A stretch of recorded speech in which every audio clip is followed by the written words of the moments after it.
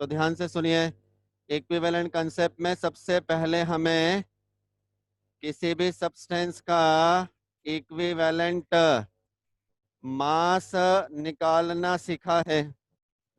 सबसे पहले क्या सीखने वाले हो? Equivalent mass. ध्यान सुनिएगा, अपने जूनियर क्लास में आपने सुना है कि किसी भी सब्सटेंस का इक्विवेलेंट मास क्या होता है। डेफिनेशन किस तरह से देते हैं? किसी भी एलिमेंट का वह मास या वह parts by mass which directly or indirectly combines with 1 part by mass of hydrogen, 8 part by mass of oxygen, 35.5 parts by mass of chlorine। इस तरह से डेफिनेशन दी जा सकती है, ठीक है। लेकिन अब हम उस तरह की किसी डेफिनेशन का इस्तेमाल नहीं करेंगे। अब हम सीधे चलेंगे किसके ऊपर? फॉर्मूले के ऊपर। और ये सब फॉर्मूला सभी बच्चों को पता है। किसी भी सब्सटेंस का इक्विवेलेंट मास निकालने के लिए आप क्या करते हैं? आप लीजिए सबसे पहले उस सब्सटेंस का मोलर मास और उसको डिवाइड कर दीजिए उसके एन फैक्टर बोलो, वैलेंसी फैक्टर बोलो या एक्स फैक्टर बोलो, सबका एक ही मीनिंग है, ठीक है। हाँ जी, हरिओम। ये यूनिवर्सल फॉर्मूला है। सभी तरह के सब्सटेंस, सभी तरह के रिएक्शंस के लिए इसे यूज किया जा सकता है। इक्विवेलेंट मास बराबर होगा molar mass by n factor, ठीक है। सर मोलर मास तो हमें निकालना आता है, ये एन फैक्टर क्या होता है? तो एन फैक्टर एक विशेष नंबर होता है जिसकी वैल्यू अलग अलग सब्सटेंस के लिए अलग अलग तरीके से निकाली जाएगी।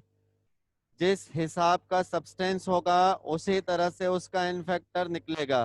कैसे? एग्जाम्पल के तौर पे यदि आपके सामने कोई एलिमेंट उपस्थित है तो बच्चों एलिमेंट में एन फैक्टर का मतलब होता है उसकी टोटल वैलेंसी। वैलेंसी का मतलब होगा कंबाइनिंग कैपेसिटी, मतलब वो कितने इलेक्ट्रॉन लेकर देकर शेयर करके अपना ऑक्टेट कंप्लीट करता है, अपने परिवार में खुशियां लाता है।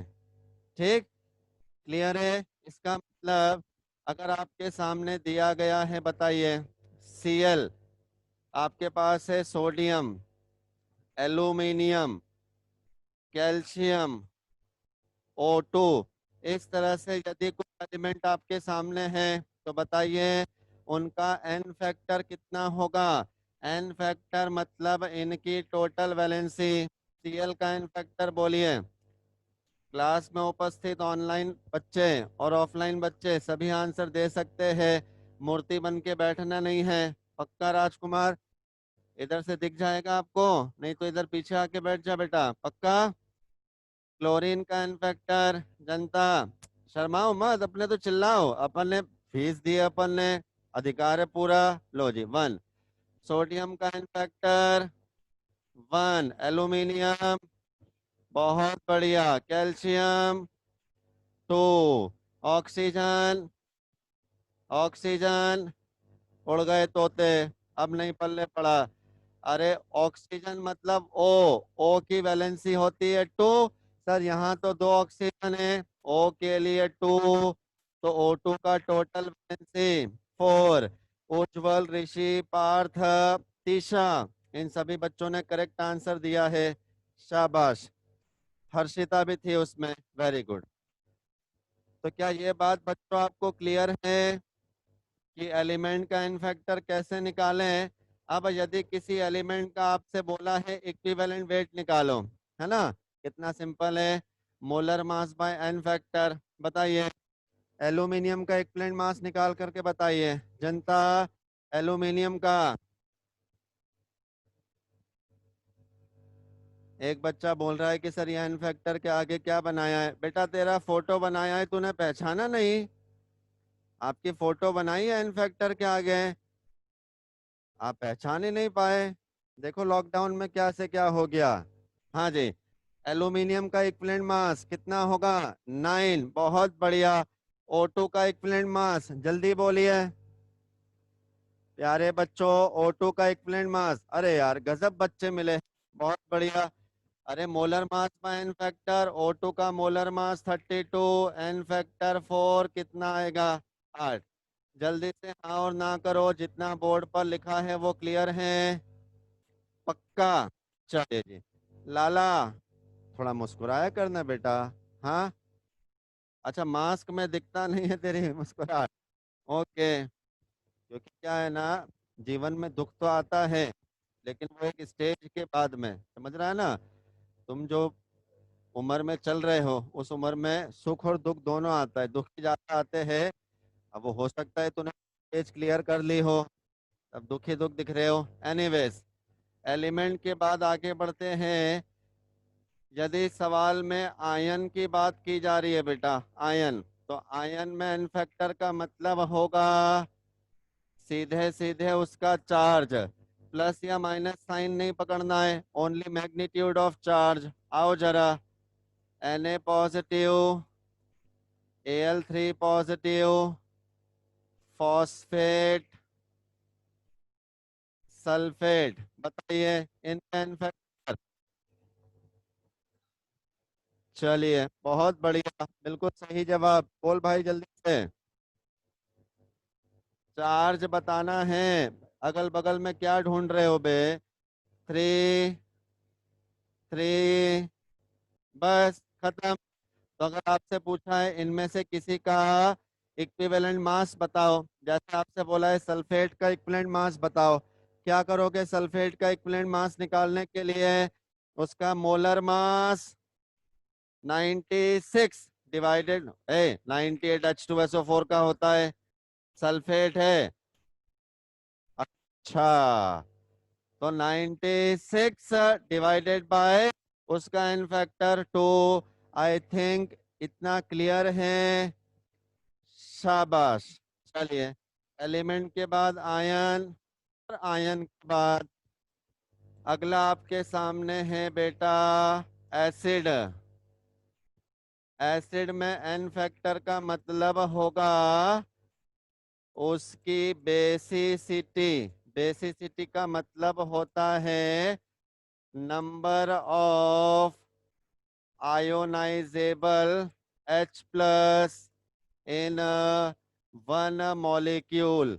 इसका हिंदी में मतलब होता है कि यदि एसिड के एक मॉलिक्यूल को आप पानी में डालते हो, यदि एसिड के एक मॉलिक्यूल को आप पानी में डालोगे, तो वो कितने H प्लस आयन फ्री करेगा? जितने H प्लस आयन फ्री करेगा, वही उसकी बेसिसिटी, वही उसका इन्फेक्टर होगा। जैसे यदि आपने HCl को पानी में डाला, तो एक मॉलिक्यूल ने एक H प्लस फ्री किया, इसका इन्फेक्टर आपको मिला 1। अगर आपने CH3COOH को पानी में डाला, तो ये बनाता है एसीटेट, और केवल एक H प्लस फ्री करता है, तो इसका इन्फेक्टर भी कितना होगा बेटा? 1। बात आ रही है समझ में? देखो इतना क्लियर है क्या? Yes sir. अच्छा, इधर ध्यान देना जरा। अगर आपने H2SO4 को पानी में डाला, H2SO4 को पानी में डाला, तो H2SO4 पानी में जाकर आपको पता है 2H प्लस देता है और एक सल्फेट, तो इसका इन्फेक्टर कितना होगा? 2। क्लियर है बात? कुछ एसिड ऐसे हैं जो बार बार काम में आते हैं, और उनका इन्फेक्टर आपको याद करके रख लेना चाहिए। जैसे ये परिवार है, पता है ना? H3PO4, H3PO3 और H3PO2। वैदिक, मानसी, पंकज, पार्थ, शाबाश, बहुत अच्छा। ये कितने H प्लस निकालता है पहला वाला? तो ये H प्लस निकालता है 3। दूसरे वाले का इन्फेक्टर 2। तीसरे वाले का इन्फेक्टर 1। क्या ये बात आपको याद रहेगी आयुष? पक्का? चलिए जी, राजा बाबू ध्यान रखना है अपने को। बट इसमें एक विशेष केस आता है, वो क्या है जरा देखिए आप, ध्यान से सुनिएगा। इफ रिएक्शन इज गिवन, बेटा जी यदि रिएक्शन दिया हुआ है, यदि रिएक्शन दिया, जरा सुनो और बताओ, क्या इस एसिड का नाम आपने कभी सुना है क्या? इस एसिड का नाम आपने सुना है? ऑक्जेलिक एसिड, बहुत बढ़िया। एन फैक्टर बोलिए। तो ऑक्जेलिक एसिड एन फैक्टर होता है 2। लेकिन अगर ऑक्जेलिक एसिड की रिएक्शन दे रखी है, मैं देखो रिएक्शन लिख देता हूं, फिर आपसे सवाल पूछूंगा। दो अलग अलग रिएक्शन दे रखी है ऑक्जेलिक एसिड का।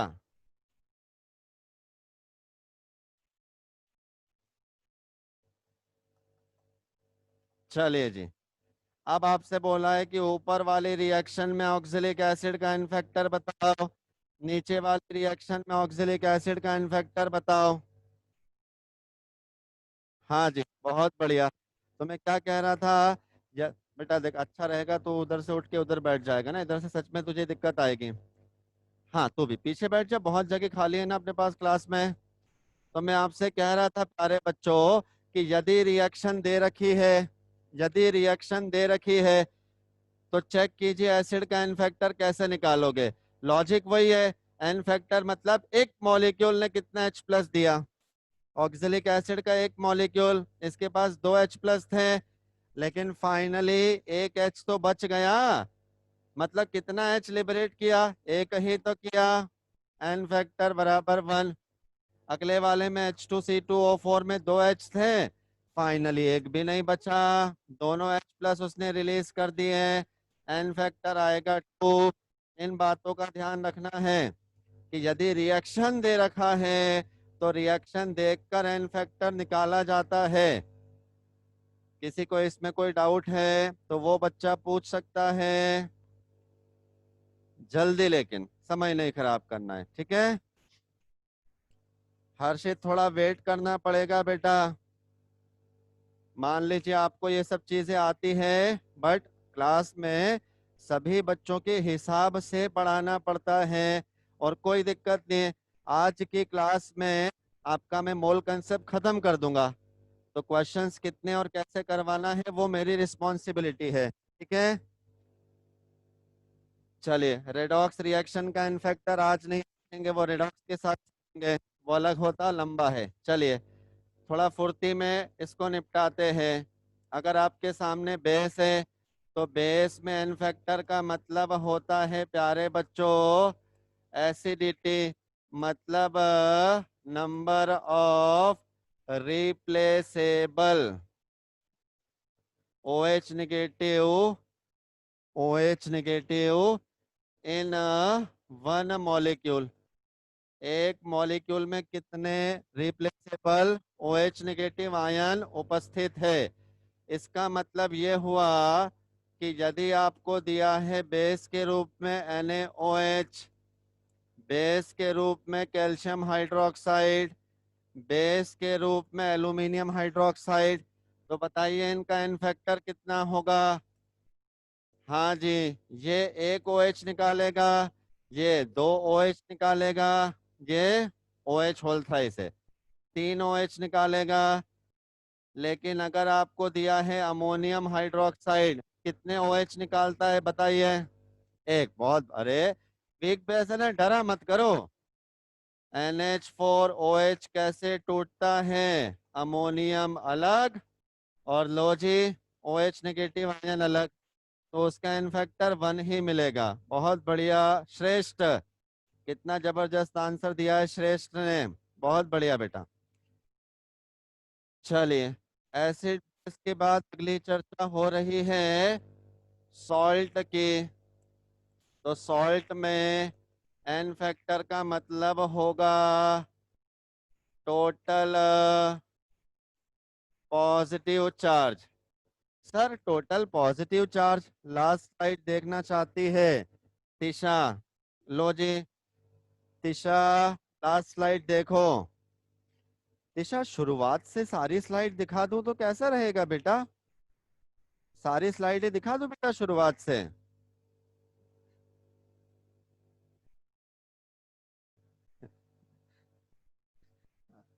अबे पिटाई कर दूंगा मैं तुम्हारी। यस सर कह रहा है। चलिए। मस्ती नहीं रे। सॉल्ट का एन फैक्टर क्या होगा बेटा? सॉल्ट का एन फैक्टर होगा टोटल पॉजिटिव चार्ज। ये मजबूरी है भाई, मास्क लगा के रखना पड़ेगा, है ना? तेरे को तेरी जान प्यारी है, मुझे भी है। तो प्यारे बच्चों, सॉल्ट का एन फैक्टर होगा टोटल पॉजिटिव चार्ज। सर लेकिन हमने तो सुना था सॉल्ट ओवरऑल न्यूट्रल रहता है। मतलब जितना पॉजिटिव चार्ज होता है उतना ही तो नेगेटिव चार्ज होगा।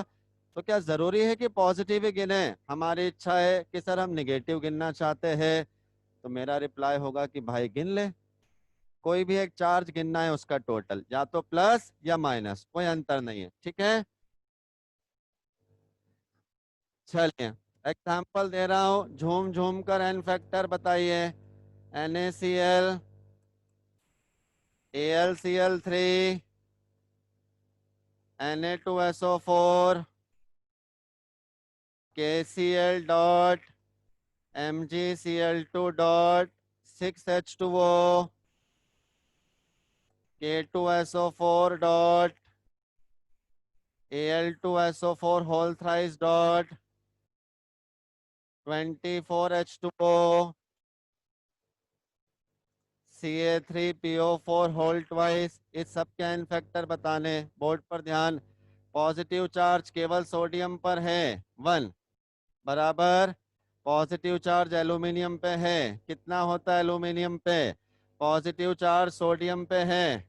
लाला एक सोडियम पे दो, तो दो सोडियम पे कित सॉरी, एक सोडियम, सॉरी डांटो मत, है ना, आराम से। एक सोडियम पे होता है +1, तो दो सोडियम पे कितना होगा? +2। इधर बताइए कैल्शियम फॉस्फेट। कैल्शियम का चार्ज होता है +2, 3 कैल्शियम के ऊपर 6। ये कार्नेलाइट है, टोटल पॉजिटिव चार्ज। वाटर नहीं गिनना है, सॉल्ट के ऊपर। पोटेशियम के ऊपर 1, क्लोराइड पे तो नेगेटिव है। मैग्नीशियम के ऊपर 2, तो 2 + 1। सर ये वाला हम बताएंगे, बताओ। लास्ट वाला 8। ये कौन है जो पिटाई? हरिओम पाटीदार। हरिओम उल्टा सीधा आंसर क्यों दे रहा है? इसका आंसर आएगा 8। क्रॉस चेक कर लीजिए अच्छे से। यदि आपको इतू सा भी कोई डाउट आता है ना बेटा, तो आप प्लीज पूछा करो। क्योंकि जब तक हमारी थ्योरी क्लियर नहीं होगी, तब तक हम क्वेश्चंस में कंफर्टेबल कॉन्फिडेंट नहीं बन सकते हैं यार। डायरेक्ट क्वेश्चन सॉल्व कर ले, सर थ्योरी तो अगले साल पढ़ लेंगे, ऐसा पॉसिबल नहीं है। जी वैदिक लास्ट वाला एलम है। फोर्थ वाला क्या नाम है इसका यार? जिज्ञासा। बेटा अच्छे से पूछा करो ना बेटा। तो मैं ना प्लीज यार, सवाल पूरा क्लियर पूछा करो। ये कार्नेलाइट है, पोटेश एलम है, लेकिन नाम किसी काम का नहीं है। रयुल पता नहीं क्या पूछ रहा है बेटा, मेरे को नहीं समझ में आया। चल अभी होल्ड कर, नहीं हो तो तू मुझे व्हाट्सएप पे पूछ लेना, तेरा क्वेश्चन नहीं समझ में आया तो। चलिए सुनिए, अभी तक मैंने आपको क्या बताया है कि सब्सटेंस का एन फैक्टर कैसे निकालते हैं बेटा, और उसका इक्विवेलेंट वेट या इक्विवेलेंट मास कैसे निकालते हैं, इतना सिखाया। एक बात और ध्यान रखिएगा, यदि आपके पास कोई आयोनिक सॉल्ट या कंपाउंड दिया गया है, क्या दिया है? आयोनिक सॉल्ट या कंपाउंड, तो वहां पर ध्यान रखना कि जो उसका इक्विवेलेंट मास होता है। किसका इक्विवेलेंट मास बेटा? पूरे कंपाउंड का। आपको पता है ना आयनिक कंपाउंड किससे मिलकर बनता है? अरे केटायन प्लस एनायन से। तो पूरे कंपाउंड का इक्विवेलेंट मास कैसे निकाल सकते हो पता है? Equivalent mass of cation plus equivalent mass of anion. ये वाला फॉर्मूला इस्तेमाल कर सकते हैं। सर इससे कोई फर्क नहीं पड़ेगा क्या कि उसने कितने केटायन दिए और कितने एनायन दिए? नहीं, उससे कोई फर्क नहीं पड़ेगा। सर एग्जाम्पल बता रहा हूं, जैसे आपने कंपाउंड के रूप में ले लिया एल्यूमिनियम सल्फेट, बताइए एल्यूमिनियम सल्फेट जब टूटता है तो बनाता है 2 एल्यूमिनियम और बनाता है 3 सल्फेट। लेकिन मैं बार बार क्या बोल रहा हूँ, कितने आयन बने उससे हमें कोई मतलब नहीं है, कौन सा आयन बना केवल उससे मतलब है। अब ध्यान से सुनिए मैं क्या कह रहा हूँ, ध्यान से सुनिएगा। यदि आपसे बोला गया है, यदि आपसे बोला गया है कि इक्विवेलेंट मास बताइए किसका, Al2SO4 होल थ्राइस का, एल्यूमिनियम सल्फेट का इक्विवेलेंट मास निकालना है। प्यारे बच्चों सुन तो रहे हो ना? तो आप बताओ क्या क्या तरीके आपके पास है एल्यूमिनियम सल्फेट के, एल्यूमिनियम सल्फेट के इक्विवेलेंट मास निकालने का क्या क्या तरीका है। तो आपने बोला सर पहला तरीका तो क्या था, यूनिवर्सल तरीका था, molar mass by n factor. बात आई समझ में? जिस भी सब्सटेंस का इक्विवेलेंट मास निकालना है उसके मोलर मास में उसके एन फैक्टर का डिवाइड मार दो। तो चलो करके देखते हैं। एल्यूमिनियम सल्फेट का इक्विवेलेंट मास मतलब एल्यूमिनियम सल्फेट का molar mass, molar mass Al2SO4 whole thrice का डिवाइडेड बाय एन फैक्टर किसका, Al2SO4 होल थ्राइस का। मोलर मास होता है बेटा 342। अब आपके ऊपर छोड़ दिया है, एन फैक्टर बताइए। N factor 6। बहुत बढ़िया। अभी तो बोला था सॉल्ट का एन फैक्टर होता है टोटल पॉजिटिव चार्ज। तो ये आंसर आया हमारे पास 57। यहाँ तक क्लियर बेटा? यहाँ तक कोई डाउट तो नहीं है जी? अब दूसरा तरीका लगाते हैं। सर एल्यूमिनियम सल्फेट जो है वो एक आयोनिक कंपाउंड है, तो क्या उसका इक्विवेलेंट मास हम ऐसे निकाल सकते हैं क्या? इक्विवेलेंट मास ऑफ कैटायन, कौन है कैटायन? एल्यूमिनियम। कितना है उससे कोई फर्क नहीं पड़ेगा, कौन है? Aluminium. Plus equivalent mass of anion, कौन है नायन के रूप में? सल्फेट। जरा चेक करके बताओ बेटा, एल्यूमिनियम आयन का इक्विवेलेंट मास पता है ना फॉर्मूला? अरे आयन का, हाँ, molar mass by n factor. Aluminium का मोलर मास 27, आयन का एन फैक्टर उसका चार्ज। सल्फेट का मोलर मास 96 अपॉन उसका एन फैक्टर, जोड़कर देखो कितना आएगा, 57। तो क्या प्यारे बच्चों ये बात आपको क्लियर हुई कि यदि किसी आयनिक कंपाउंड का सॉल्ट का इक्विवेलेंट मास निकालना है तो आप इस्तेमाल कर सकते हैं केटायन का इक्विवेलेंट मास प्लस एनायन का इक्विवेलेंट मास। सर लेकिन ऊपर वाले तरीके से भी तो निकाल सकते हैं। बेटा दोनों तरीकों से निकाल सकते हो, ये डिपेंड करता है किसके ऊपर, क्वेश्चन में क्या इंफॉर्मेशन दे रखी है उस चीज के ऊपर डिपेंड करेगा। चलिए आगे बढ़ते हैं। एक और चीज सिखा देता हूं मैं आपको, ये है क्वेश्चन सॉल्व करने में हेल्पफुल, ड्यूलोंग एंड पेटिट्स रूल। किसके लिए होता है ये? For solid element. ये सॉलिड एलिमेंट के लिए इस्तेमाल होता है। इसका इस्तेमाल क्या है, इसकी मदद से क्या निकाला जाता है? To find approx atomic mass of element. इसकी मदद से एलिमेंट का अप्रोक्सीमेट एटॉमिक मास निकाला जाता है। सर निकलता कैसे है? देखिए, किसी भी एलिमेंट का यदि आपको अप्रोक्सीमेट एटॉमिक मास निकालना है तो उसका फॉर्मूला क्या होता है? उसका फॉर्मूला होता है 6.4 अपॉन उस एलिमेंट की स्पेसिफिक हीट जिसे आपने लिया है कैलोरी प्रति डिग्री प्रति ग्राम में। यूनिट ये वाली होनी चाहिए। इसका यूज मैंने सीधे सीधे बता दिया, इसका यूज होगा अप्रोक्सीमेट एटॉमिक मास निकालने में।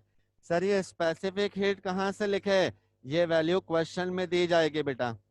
मतलब सीधे सवाल में स्पेसिफिक हीट दिया जाएगा और आपसे बोला जाएगा कि स्पेसिफिक हीट की मदद से अप्रोक्सीमेट एटॉमिक मास बताइए। देख लो। हाँ जी, हरिओम जी, हम वही पढ़ रहे हैं जो नीट के सिलेबस में है। आउट ऑफ सिलेबस कुछ नहीं पढ़ा रहा हूं मैं।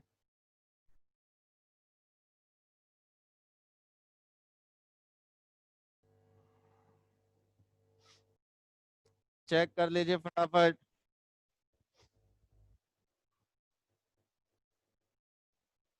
चलिए, अब दो छोटी छोटी बातें और बताऊंगा, उसके बाद आज का थ्योरी डिस्कशन खत्म, केवल क्वेश्चंस का डिस्कशन करना है हमें।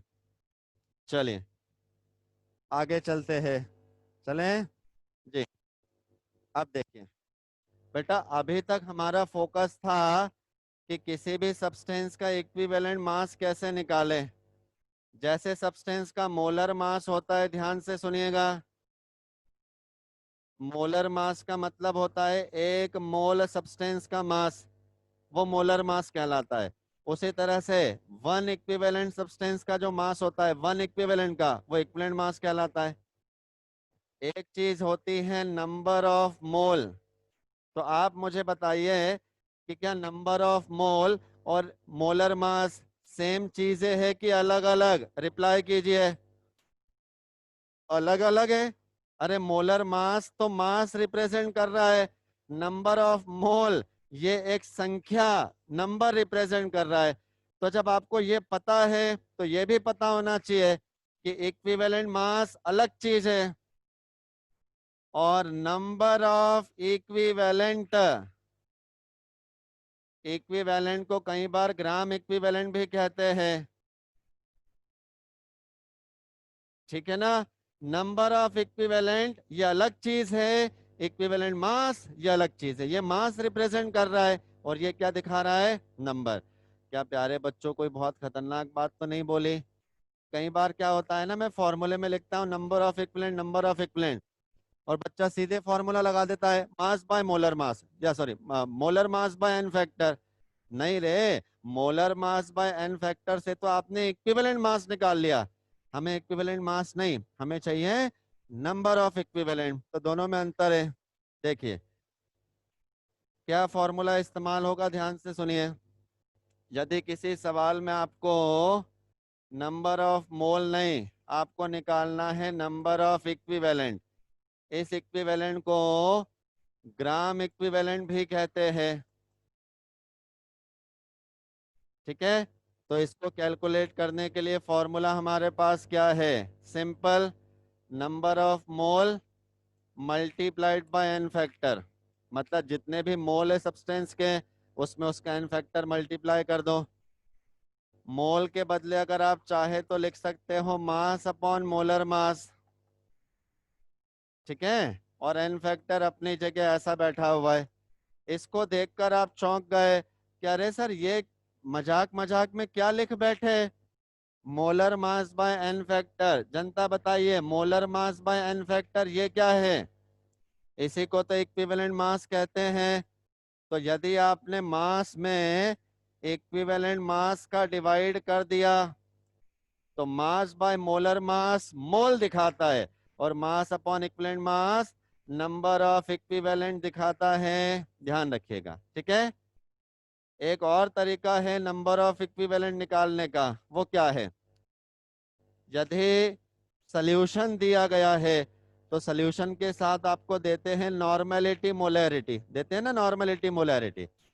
तो यदि किसी सॉल्यूशन की नॉर्मेलिटी में उसका वॉल्यूम मल्टीप्लाई कर दोगे तो नॉर्मेलिटी मल्टीप्लाइड बाय वॉल्यूम, इसी को नंबर ऑफ इक्विवेलेंट कहते हैं।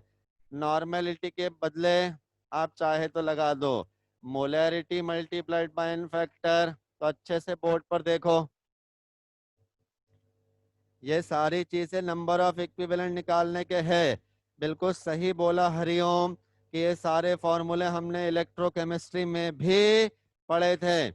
दोबारा से ये फॉर्मूले रेडॉक्स में भी पढ़ना है। जब तक आपके जहन में अच्छी तरह से ये फॉर्मूले बस न जाए तब तक हाँ, सोल्यूशन में भी पढ़ा था। Very good.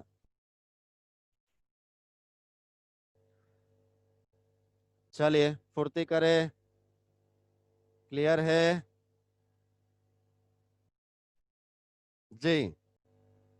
चलो, अब और कुछ जरूरत लगी तो मैं आपको क्वेश्चंस के साथ बता दूंगा। अब बच्चे बिल्कुल डेस्परेट हो रहे हैं कि सर अब रहा नहीं जा रहा है सर, अब तो बस सवाल दे दो आप। ठीक है, तो चलिए ध्यान से सुनिएगा।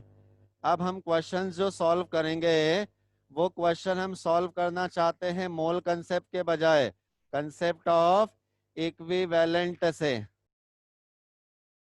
या लॉ ऑफ इक्विवेलेंट से। क्या कह रहा है लॉ ऑफ इक्विवेलेंट? ध्यान से सुनिएगा, प्लीज अच्छे से सुनिएगा।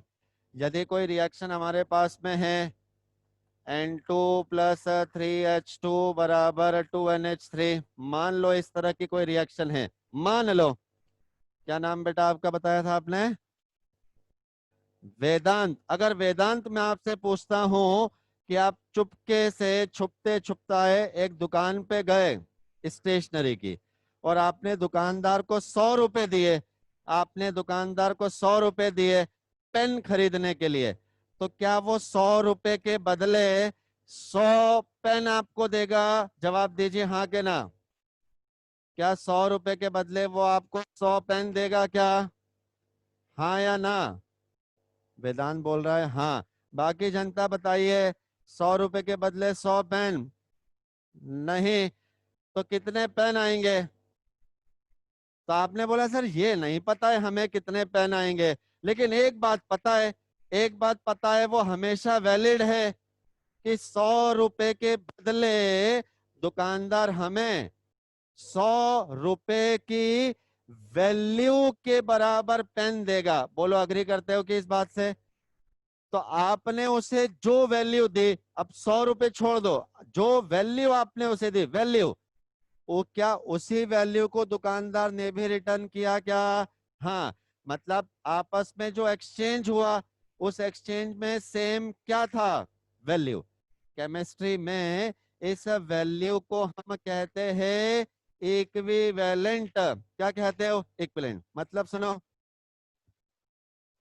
क्या नाइट्रोजन के जितने मोल खर्च होंगे, मोल, उतना ही मोल हाइड्रोजन का भी खर्च होगा क्या?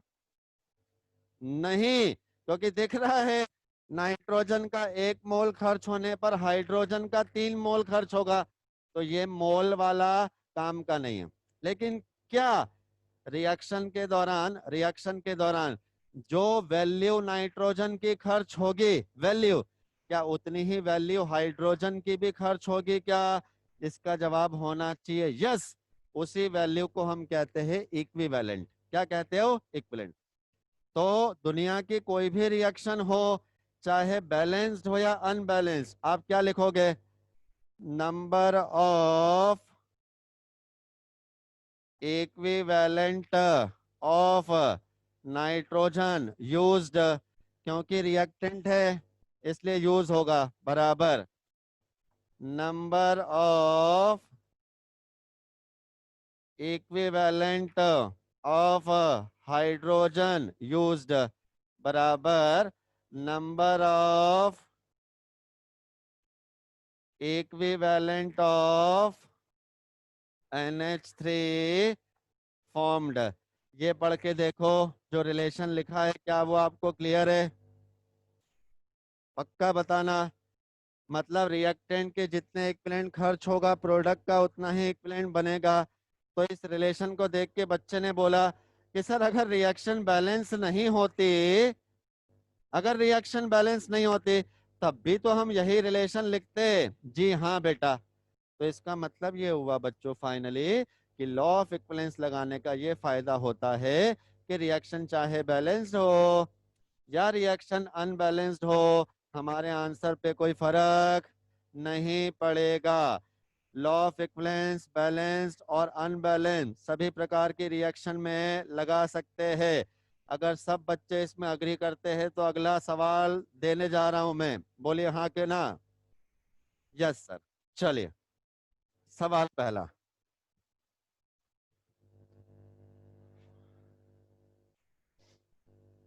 4 ग्राम metal combines with 1.6 gram oxygen to form metal oxide. Find equivalent mass of metal. चलिए जी, अच्छे से बोर्ड पर ध्यान लगाओ। ये पहला सवाल है, इसको हम मोल कंसेप्ट से नहीं इक्विवेलेंट कंसेप्ट से सॉल्व करना चाह रहे हैं। और इक्विवेलेंट कंसेप्ट कहता है कि रिएक्शन की बैलेंसिंग की जरूरत नहीं होती है। ये कहता है equivalent concept, balancing is not required at all. तो जितना सवाल में बोला गया है उतना लिख लो। क्या है, कोई मेटल हुआ हमारे पास, मान लो एम, इसने रिएक्शन दिखाया ऑक्सीजन के साथ, क्योंकि इक्विवेलेंट कंसेप्ट है। तो आपकी इच्छा के ऊपर है कि ओ लिखो या आपकी इच्छा के ऊपर है O2 लिखो। क्यों हमारी इच्छा के ऊपर है? क्यों? बैलेंसिंग की जरूरत ही नहीं है, जो मर्जी पड़े वो लिख लो। ठीक है, ओ लिखोगे तो भी आंसर सही आएगा। नहीं सर आप ओ लिख के बताओ, ले भाई ओ लिख दिया। मेटल ऑक्सीजन के साथ रिएक्ट करके मेटल ऑक्साइड बनाएगा। फॉर्मूला लिखना बताया था मैंने आपको क्लास में। ये रहा मेटल, ये रहा ऑक्सीजन। ऑक्सीजन पे चार्ज होता है -2। मेटल अगर ग्रुप 1 का है, जैसे लिथियम सोडियम +1 चार्ज। ग्रुप 2 का है बेरिलियम मैग्नीशियम +2। ग्रुप 3 का है एल्यूमिनियम +3। हमारा मेटल कौन से ग्रुप का है नहीं पता, तो हमने उसका चार्ज कुछ भी ले लिया x। फॉर्मूला बनाते आता है ना, दोनों के नीचे उनका चार्ज डाल दो, क्रॉस मल्टीप्लाई कर दो, ये आ गया जी। तो फॉर्मूला बनेगा M2OX। अब सवाल क्या कह रहा है कि मेटल का खर्च किया 4 ग्राम, ऑक्सीजन का खर्च किया 1.6 ग्राम। बस इतनी ही जानकारी दे रखी है सवाल में, और हमारे लिए भी इतनी ही इंफॉर्मेशन बहुत है। अब आपने क्या लिखा देखो, according to law of equivalence. Law of equivalence के हिसाब से आप क्या लिख सकते हो, नंबर ऑफ इक्विवेलेंट ऑफ किसका, मेटल। क्या मेटल का जितना इक्विवेलेंट खर्च होगा, ऑक्सीजन का भी इक्विवेलेंट उतना ही खर्च होगा क्या? ऑनलाइन बच्चे रिप्लाई करें हाँ या ना। क्या बात आपके भेजे में अच्छी तरह से गई, कोई कंफ्यूजन तो नहीं? हाँ। अब सुनो, मेटल का मास दिया है, इक्विवेलेंट मास निकालना है। तो मास और इक्विवेलेंट मास से जुड़ा हुआ फॉर्मूला बताओ। यदि मास को इक्विवेलेंट मास से डिवाइड करोगे, मास बाय इक्विवेलेंट मास, इसी को कहते हैं क्या, नंबर ऑफ इक्विवेलेंट। तो चलिए आ जाओ इधर, किधर आ जाएं, इधर। मेटल में आपने लगाया मास अपॉन इक्विवेलेंट मास, किस में लगाया ये फॉर्मूला, मेटल में। ऑक्सीजन में भी यही फॉर्मूला लगा लो, मास अपॉन इक्विवेलेंट मास। ये फॉर्मूला आप ऑक्सीजन में भी लगा लो, डालो वैल्यू। मेटल का मास 4, मेटल का इक्विवेलेंट मास निकालना है, उसको मैंने मान लिया E, चलेगा ना। ऑक्सीजन का मास 1.6। क्या कोई बहादुर बच्चा है जो ऑक्सीजन O का इक्विवेलेंट मास बता दें? अरे यार, molar mass by n factor, O का मोलर मास 16, O का एन फैक्टर, बोला तो था एलिमेंट का एन फैक्टर उसकी वैलेंसी। तो 16/2 कितना होगा, 8। आई बात समझ में? काटा पीटी मचाओ, आंसर कितना आएगा, कितना आंसर आएगा, 20। बहुत बढ़िया, 20 is correct answer.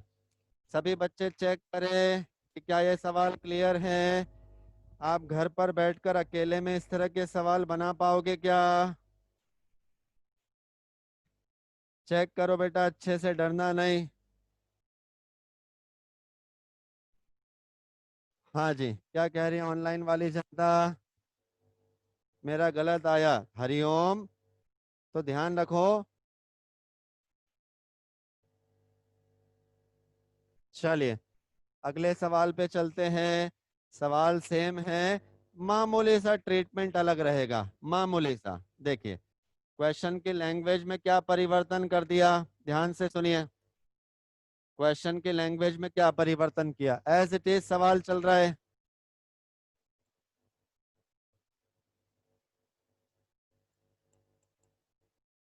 Metal oxide has 20%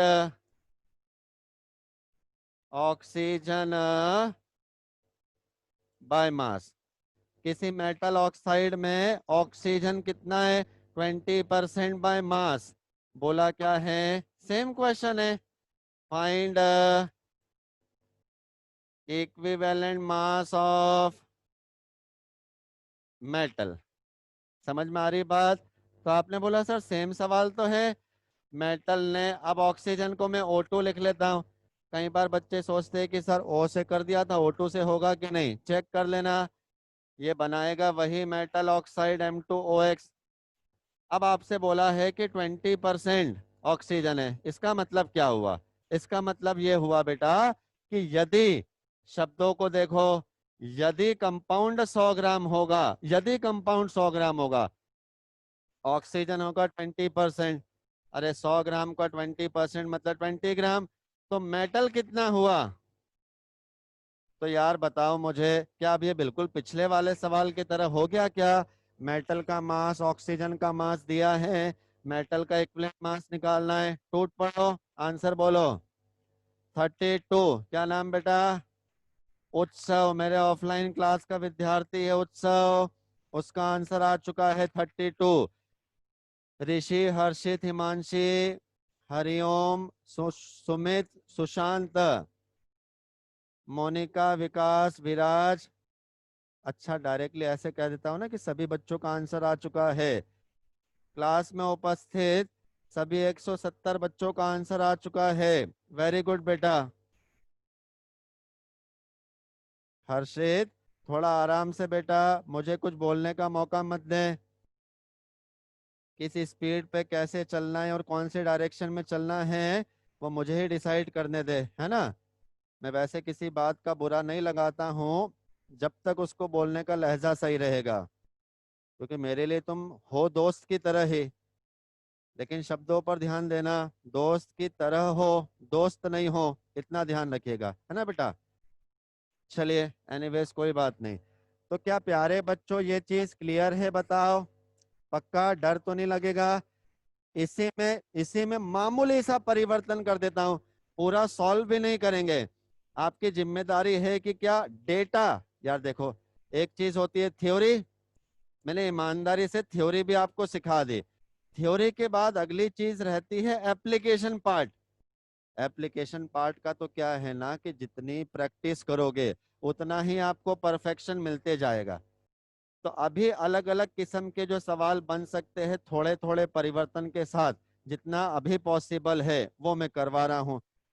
ठीक है, तो इसी स्लाइड पे लिख रहा हूँ, जगह कम होने के कारण भी, क्यों, पूरा सॉल्व करना ही नहीं है, ध्यान दीजिएगा। 20.8 ग्राम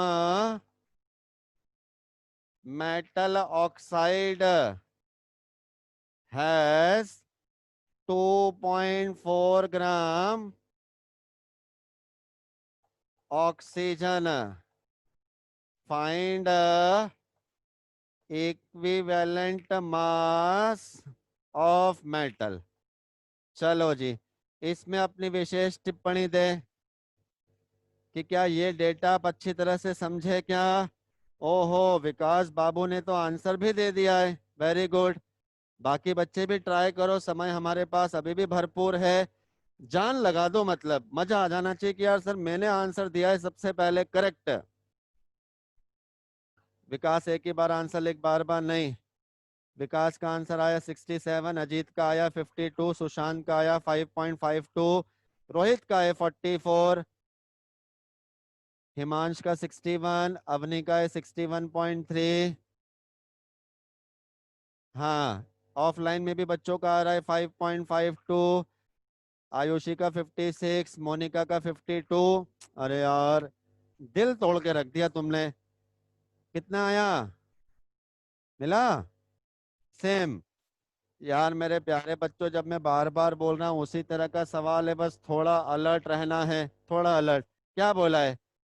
मेटल की ऑक्सीजन के साथ रिएक्शन हुई, इसने बनाया मेटल ऑक्साइड। 20.8 ग्राम किसका है दोस्तों? किसका है 20.8 ग्राम? पढ़ो, यहाँ तमिल में लिखा है 20.8 ग्राम मास जो है वो मेटल ऑक्साइड का है। ये रहा, ये है 20.8 ग्राम। अब अगर 20.8 ग्राम मेटल ऑक्साइड में से 2.4 ग्राम ऑक्सीजन है, बात आई समझ में? तो 20 में से 2 हटा दो तो बचा 18, 0.8 में से 0.4 हटा दो तो ये बचेगा 18.4 ग्राम। ये मुझे लगता नहीं कि सभी बच्चों ने किया है ऐसे, तो गलत बात है ना यार, करना चाहिए। हाँ, देखो अब क्या होगा। Same number of equivalent metal का, नंबर ऑफ इक्विवेलेंट ऑक्सीजन का। मेटल में डाला 18.4 बाय इक्विवेलेंट मास, समझे? इधर क्या डाला आपने ऑक्सीजन में? 2.4, और इक्विवेलेंट मास कितना होगा? बेहतरीन बेटा। तो ई की वैल्यू होगी 18.4 मल्टीप्लाइड बाय 8, 2.4। देखो बेटा, यह आंसर आना चाहिए। अब तुम इतने मस्तीखोर और बदमाश हो ना कि आंसर सब अलग अलग दे रहे थे। मैंने तुम्हारे सामने पढ़कर भी बताया था कि सभी बच्चे आंसर अलग अलग दे रहे थे। और अभी क्या बोल रहे हैं सारे के सारे बच्चे कि सर हमने भी यही किया था। हाँ, हाँ, ये आएगा 61.3। देख लीजिए, तो जिसका भी आंसर 61.3 है उसका करेक्ट है। बाकी जिनने गलती करी है वो उसको सुधारे बेटा। हाँ, 61.3 और 62 में कोई फर्क नहीं है तूफानी विराज। ठीक है? क्या आपको बात समझ में आ रही है? तो अगर आप ध्यान देना, तो पहला सवाल हो चाहे दूसरा सवाल हो, सवाल लगभग सेम थे, सेम ही तो थे। डेटा मतलब इंफॉर्मेशन किस प्रकार से दी गई है उसमें थोड़ा थोड़ा सा अंतर था। तो मैं आपको वापस बता रहा हूँ, केवल थ्योरी सिखा सकता हूँ। ठीक है? बाकी क्वेश्चंस की जो प्रैक्टिस है वो आपको ही करना पड़ेगी। चलिए अगले सवाल पर चलते हैं। ये थोड़ा नया सवाल है, तो ध्यान से कीजिएगा।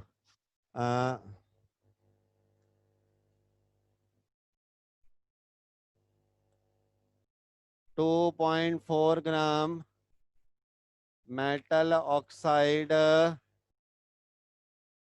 was converted to 3.2 gram, 3.2 gram metal sulphate. क्या बोला है? Find equivalent mass of metal.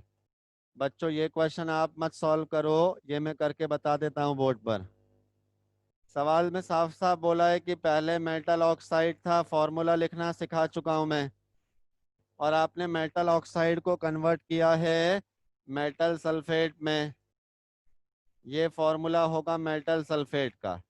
इसका वजन पहले था 2.4 ग्राम, और इसका वजन हमें मिला 3.2 ग्राम। आपको इतना तो क्लियर होना चाहिए कि फॉर्मूला हमें वही लगाना है। कौन सा फॉर्मूला लगाना है? जितने number of equivalent metal oxide के खर्च होंगे, उतना ही number of equivalent metal sulphate का बनेगा। आई ना बात समझ में? नंबर ऑफ इक्विवेलेंट निकालने के लिए फॉर्मूला आपने क्या लगाया? Given mass upon equivalent mass. किसका मास अपॉन इक्विवेलेंट मास? पहले मेटल ऑक्साइड का, यहाँ पर भी फॉर्मूला लगेगा, मास अपॉन इक्विवेलेंट मास। किसका mass upon equivalent mass? Metal sulphate का। अब जरा ध्यान दीजिए, मेटल ऑक्साइड का मास 2.4, मेटल सल्फेट का मास 3.2। सर इनका इक्विवेलेंट मास कैसे निकालें? तो शायद आपको याद होगा, एक तरीका मैंने बताया था, यहाँ पर हिंट के रूप में लिख देता हूँ कि यदि इक्विवेलेंट मास निकालना है किसी सॉल्ट मतलब आयनिक कंपाउंड का, तो उसका एक तरीका था, इक्विवेलेंट मास किसका? कैटायन का प्लस इक्विवेलेंट मास किसका? एनायन का। ये तरीका लगाना है। बात आई समझ में? तो मेटल ऑक्साइड का मास है 2.4, इक्विवेलेंट मास बताओ। तो क्या आप इस बात से अग्री करोगे? मेटल ऑक्साइड के इक्विवेलेंट मास का मतलब होगा कैटायन का इक्विवेलेंट मास। कैटायन कौन है? मेटल। प्लस एनायन का इक्विवेलेंट मास। एनायन में कौन है? ऑक्साइड। अरे हाँ या ना? मेटल का इक्विवेलेंट मास मैंने मान लिया ए, ऑक्साइड का इक्विवेलेंट मास बोलिए। 8। जोरदार बच्चों, मजा आ गया। यहाँ पर भी मेटल सल्फेट है, कितना है उससे मतलब नहीं है। मेटल सल्फेट का इक्विवेलेंट मास मतलब कैटायन का इक्विवेलेंट मास प्लस एनायन का इक्विवेलेंट मास। कैटायन तो फिर से मेटल है, मेटल का इक्विवेलेंट मास आपने लिया है ए, सल्फेट का इक्विवेलेंट मास निकाला था हमने। ओहो जोरदार, मजा आ गया। 48। बेटा सॉल्व करोगे तो एक ही तो अननोन है, उसकी वैल्यू निकल आएगी। बच्चे कह रहे हैं कि सर आंसर 112 आ रहा है। अगर सभी का 112 आ रहा है तो बहुत बढ़िया, शाबाशी बेटा।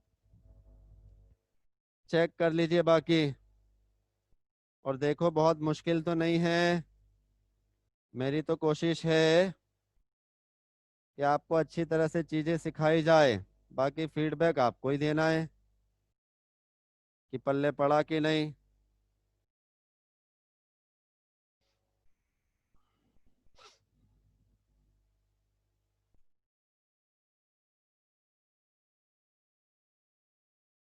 जी बिल्कुल सही है। चलिए एक दो नए प्रकार के क्वेश्चन अब करते हैं हम। इस तरह के क्वेश्चंस की तो हमने खूब प्रैक्टिस कर ली। आ गया। ओके बेटा, लास्ट स्लाइड देख ले जल्दी से। ये लास्ट स्लाइड है। चलिए आगे बढ़ेंगे।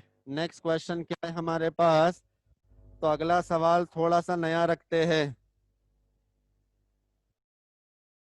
देखिए अगला सवाल क्या ले रहे हैं, बोर्ड पर ध्यान लगाइए। Equivalent mass of element. कोई एलिमेंट दिया है, उसका इक्विवेलेंट मास हमें दिया है 4, एंड वीडी मतलब वेपर डेंसिटी होता है, vapour density of its volatile chloride. उसका वोलेटाइल क्लोराइड बनाया जिसकी वेपर डेंसिटी कितनी है? 59.25। और आपसे बोला है find valency and atomic mass of element. ये है क्वेश्चन, ये थोड़ा नया है, तो इसको एक बार मैं पूरा खुद सॉल्व कर देता हूँ। ध्यान से सुनिएगा, मैं सॉल्व करके दे रहा हूँ। लो जी, शुरू करते हैं। जो जो जानकारी दे रखी है उसका उसका इस्तेमाल करते हैं। सबसे पहले बोला है vapour density of its volatile chloride. कोई भी एलिमेंट है उसका क्लोराइड लिखना है, तो आपने क्या लिखा? Formula of chloride. किसी भी एलिमेंट के क्लोराइड का फॉर्मूला लिख लिया। अगर एलिमेंट में चाहूँ तो एम मान सकता हूँ, ए मान सकता हूँ, एक्स मान सकता हूँ, कुछ भी है। मैंने एम मान लिया, तो फॉर्मूला लिखते बनेगा ना। अरे अभी बताया था ना, एलिमेंट होगा एम, चार्ज कितना नहीं पता, क्लोराइड ये होगा। नीचे चार्ज लिखो, क्रॉस मल्टीप्लाई कर दो। तो ये है बेटा क्लोराइड हमारे पास। अब क्या क्या जानकारी दे रखी है? क्या इसका मोलर मास निकाल सकते हो क्या? क्या आप इस MClX क्लोराइड का मोलर मास निकाल सकते हो? तो आपने बोला सर देखो मोलर मास होता है किसी गैस के लिए 2 × वेपर डेंसिटी, 2 की जगह 2, वेपर डेंसिटी की जगह 59.25, ये आएगा 118.5। ठीक है बेटा, अब आगे बढ़ते हैं और अब आप बताइए, क्या हमें किसी सॉल्ट का क्या हमें किसी सॉल्ट का मोलर मास पता है? तो क्या हम उस सॉल्ट का इक्विवेलेंट मास भी निकाल सकते हैं क्या? जवाब दीजिए। मोलर मास मिल गया, इक्विवेलेंट मास निकाल सकते हो? क्या फॉर्मूला होगा? फॉर्मूला होगा मोलर मास MClX का divided bye n factor MClX का। तो मोलर मास था 118.5। वैलेंसी बताइए, एन फैक्टर बताइए, देखे कौन है होशियार। एन फैक्टर, हिमांशी का गलत आंसर, मानसी का बढ़िया आंसर, हेमांग का गलत।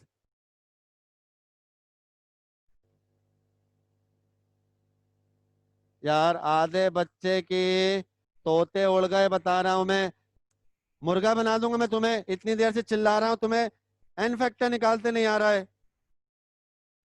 कैसे बच्चे हो यार। आप इधर ध्यान लगाओ और मुझे बताओ, ये जो सामने लिखा है ये क्या है? सामने आंखें खोल के देखो, ये एलिमेंट है, आयन है, एसिड है, बेस है, या गांव वालों ये सॉल्ट है? क्या है? क्या है? सॉल्ट है ना? तो सॉल्ट का इनफैक्टर क्या सिखाया था? अबे सॉल्ट का इनफैक्टर क्या सिखाया था? वन वन मत चिल्ला। टोटल पॉजिटिव चार्ज या टोटल निगेटिव चार्ज सिखाया था। ये मेटल के ऊपर पॉजिटिव चार्ज होगा और क्लोराइड के ऊपर निगेटिव। बताओ मेटल का चार्ज कितना लिया था हमने? क्या? अबे एक्स लिया था, भूल गए? और आपने बोला सर उसमें शर्माना क्या, हाँ भूल गए तो भाड़ में जाने दो। पॉजिटिव चार्ज नहीं पकड़ रहे हो तो निगेटिव पकड़ लो। लाला Cl के ऊपर चार्ज कितना होता है? -1। एक Cl के ऊपर -1, तो XCl के ऊपर कितना होगा? -x। अगर Cl के ऊपर -x है तो मेटल के ऊपर +x है ना? तो सॉल्ट का इन फैक्टर मतलब उसका पॉजिटिव या निगेटिव चार्ज। ऐसे ही होता है बेटा कि अपन थ्योरी सीख लेते हैं, सही समय पर उसको अप्लाई नहीं कर पाते हैं सर, लेकिन हम करना चाहते हैं अप्लाई। इसके लिए क्या करे? कोई जड़ी बूटी खाए? जड़ी बूटी से नहीं बेटा, प्रैक्टिस करने से ही ये चीजें आती है। तो बोलिए एन फैक्टर कितना होगा? एक्स। एक बात और सुनना, क्या ये सॉल्ट है? जल्दी बोलो हाँ क्या ना। बता, अरे यार बोला करो ना, ऐसे क्या चुपचाप बैठे। तो क्या सॉल्ट का इक्विवेलेंट मास इस तरह से भी निकाल सकते हो क्या? कैटायन का इक्विवेलेंट मास प्लस एनायन का।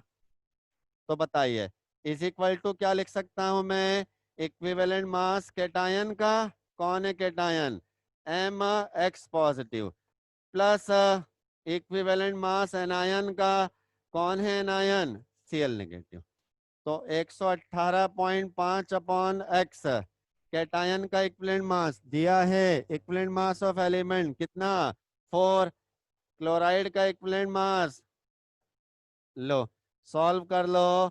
सॉल्व करने पर एक्स की वैल्यू चमचमाती हुई 3 आएगी। पूरा समय दे रहा हूं मैं, आप अच्छी तरह से देखें और बताएं कि क्या सच में ये क्लियर है, किसी प्रकार का डाउट तो नहीं है बेटा?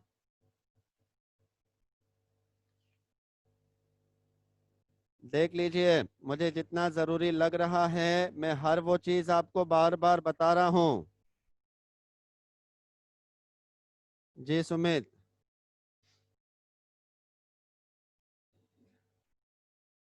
राम पाटीदार, तू क्या दवाई खा के बैठता, उल्टे सीधे सवाल पूछते रहता है। राम बोल रहा है सर मोलर मास गैस का होना चाहिए ना। राम कौन सी गैस का मोलर मास, और क्या लॉजिक, कौन सा लॉजिक लगा रहा है बेटा? राम कौन सा लॉजिक लगा रहा है बेटा, और कहाँ लगा रहा है, कहाँ गैस काम में आ गई तेरे को?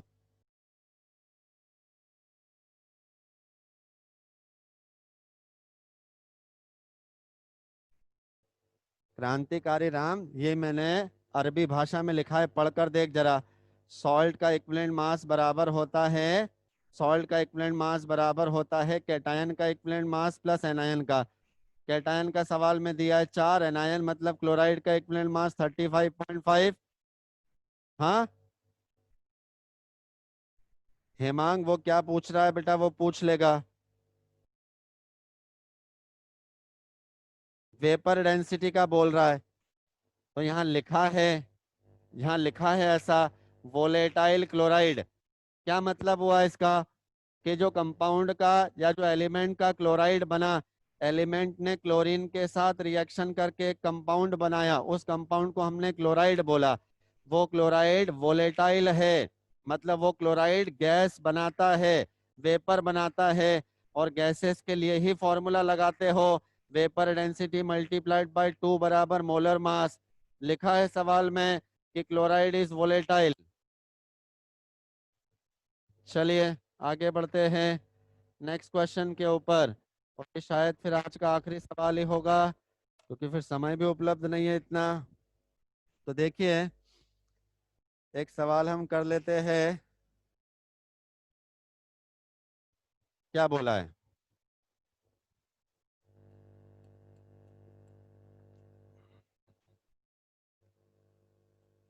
Specific heat of element is 0.1 calorie प्रति डिग्री प्रति ग्राम एंड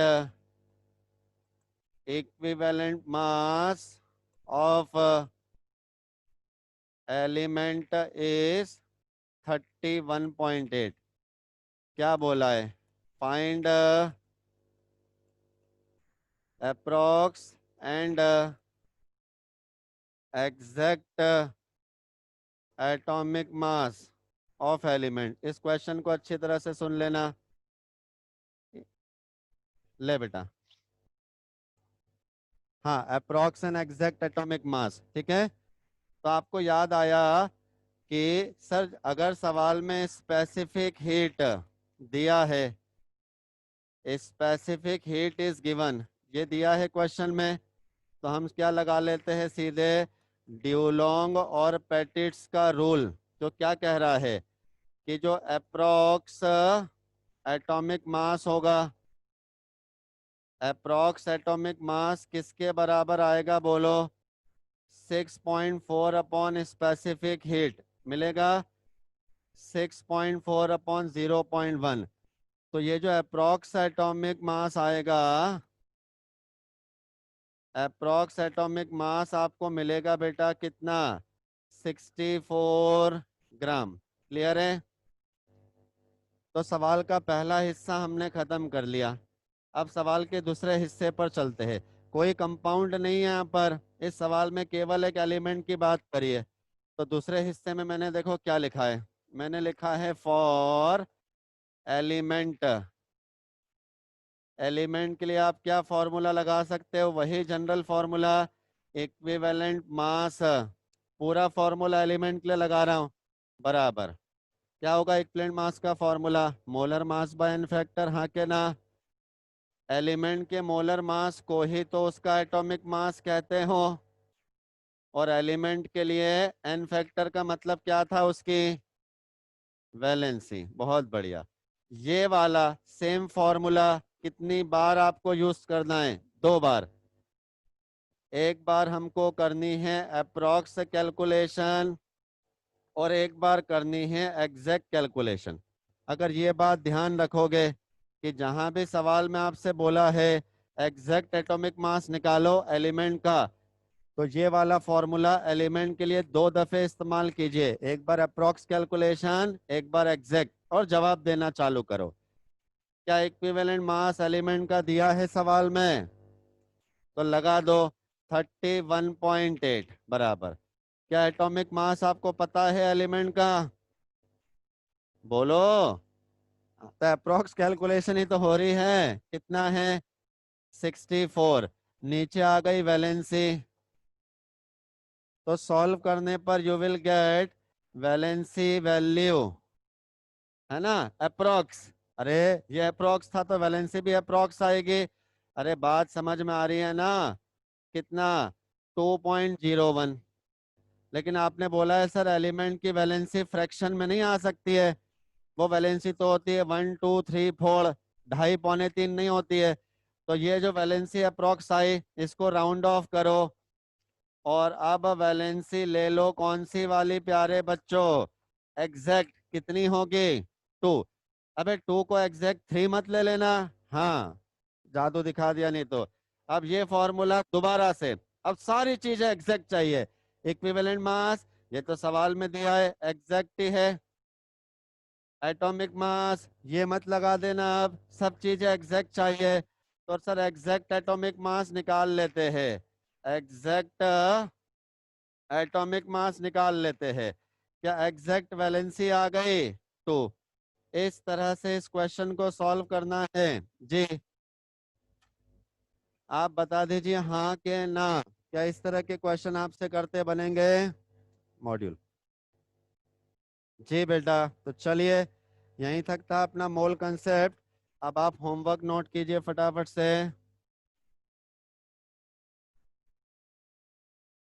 एक्सरसाइज नंबर 1 के अंदर क्वेश्चन नंबर 57 से लेकर 100, 57 से लेकर 100, और बाकी फिर पूरा मॉड्यूल आप सॉल्व कर सकते हो। जो दिक्कत होगी उसके लिए मैं आपके सामने उपस्थित हूँ, ठीक है? तो आज की क्लास प्यारे बच्चों यहीं पर करते हैं ख़त्म। नेक्स्ट क्लास से हम स्टार्ट करने वाले हैं थर्मोडायनामिक्स। जी पार्थ, मैंने भी खूब इंजॉय किया आप लोगों के साथ में। अरे यार, मुझे डांटने का मौका मिल जाए और क्या चाहिए। हाँ जी, नेक्स्ट क्लास से थर्मो चालू करेंगे, तो उसके पहले प्लीज़ कोशिश करके आप इसको कंप्लीट कर लीजिए, ठीक? ओके, कौन सी स्लाइड बोल रही थी ये? 1 मिनट रुकना। ले। हाँ हर्षित, कोई बात नहीं बेटा। यही वाली स्लाइड बोल रही थी क्या बच्चा? भूमिका, जल्दी जवाब दे बेटा।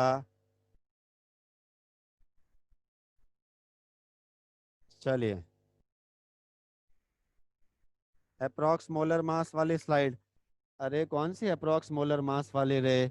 यहाँ भूमिका पिटाई कर दूंगा मैं।